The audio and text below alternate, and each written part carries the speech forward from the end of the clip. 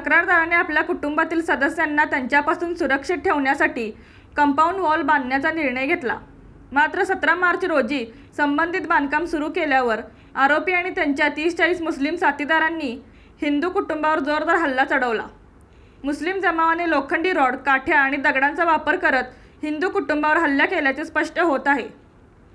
कुदळे कुटुंबाला घेराव घालणाऱ्या रफिक मुल्ला व त्यांचे साथीदार सलीम मुल्ला, यासीन मुल्ला, सय्यद मुल्ला, समीर मुल्ला, सय्यदा मुल्ला, हिना आणि शर्मीन मुल्ला यांच्या विरोधात भारतीय दंड संहिता अंतर्गत कलम 143, 147, 148, 307, 149, 337, 504, 506 गुन्हा दाखल करण्यात आले आहेत.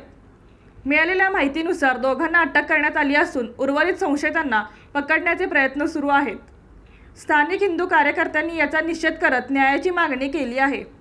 त्यांनी पोलिसांना कायदा व सुव्यवस्था राखण्याचे आवाहन केले असून निष्पक्ष तपास करून योग्य कारवाई करण्याचे आश्वासन पोलिसांनी दिले आहे. रणनीती न्यूज चॅनलला आजच सबस्क्राईब करा आणि रहा अपडेट.